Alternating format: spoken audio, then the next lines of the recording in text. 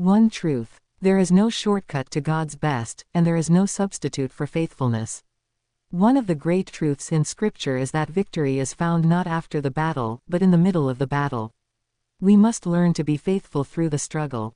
Peace is found not after the storm subsides, but in the middle of the storm. You are not to serve the Lord only after circumstances have improved.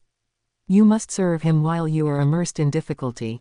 Journeying with Joseph. Sometimes, even when we do right, things seem to turn out wrong. Perhaps you are trying to obey the Lord and honor God, and you find yourself in less than desirable circumstances. Joseph understood that, and so does the Lord.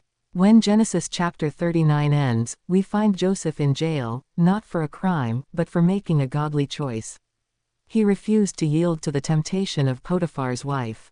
Remember that the end of one chapter is never the end of the story. Joseph was in jail, yet they put him in charge. They thought he did such good work that they left him alone and hardly even supervised him at all. After the unpleasant encounter with Potiphar's wife, he was once again in a place where God watched over him and gave him prosperity.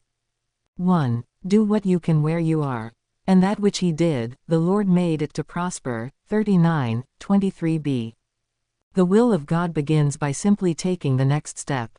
And when you do, take that step to the best of your ability, and whatsoever ye do, do it heartily, as to the Lord, and not unto men. Colossians 3:23.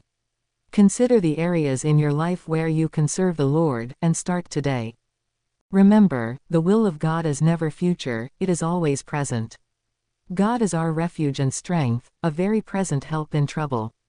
Psalm 46:1. 2. Learn to minister to others who are having a hard time. And he served them. 40:4. The Bible tells us that Joseph served the baker and butler. Seek to minister to the needs of those around you. Bear ye one another's burdens. Galatians 6:2. Whose burdens are you bearing? 3. Wait on God. And it came to pass at the end of 2 full years. 41:1. God never wastes a single day when it is given to him.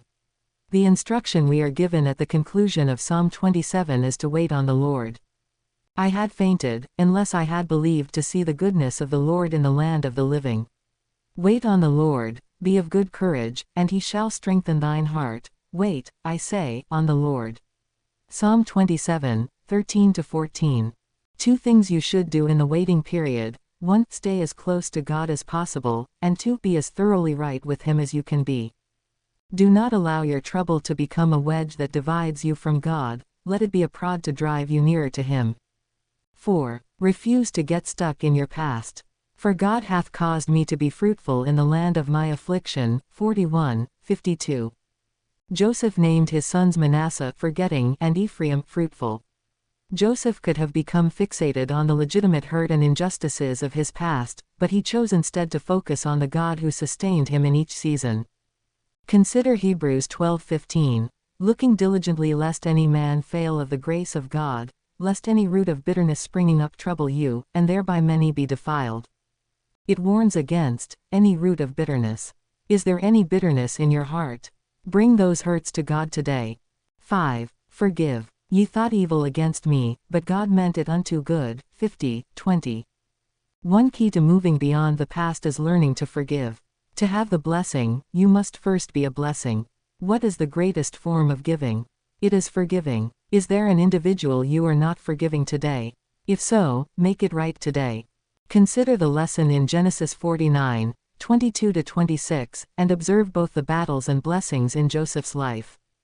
Joseph is a fruitful bough, even a fruitful bough by a well, whose branches run over the wall. The archers have sorely grieved him, and shot at him, and hated him, but his bow abode in strength, and the arms of his hands were made strong by the hands of the mighty God of Jacob. From thence is the shepherd, the stone of Israel's smiley face, even by the God of thy father, who shall help thee. And by the Almighty, who shall bless thee with blessings of heaven above, blessings of the deep that lieth under, blessings of the breasts, and of the womb. The blessings of thy father have prevailed above the blessings of my progenitors unto the utmost bound of the everlasting hills. They shall be on the head of Joseph, and on the crown of the head of him that was separate from his brethren.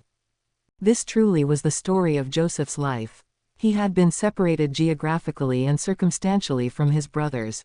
But there was more, he was spiritually set apart from his brothers. The Lord was with him. Refuse to be sidetracked or distracted. Keep serving the Lord. He is with you. Memorize and meditate. My brethren, count it all joy when ye fall into divers temptations, knowing this, that the trying of your faith worketh patience. But let patience have her perfect work, that ye may be perfect and entire, wanting nothing. James 1, 2-4. Next steps on my journey.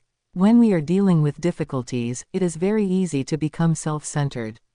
Identify someone else this week who is struggling in some way and show the love of Christ to them.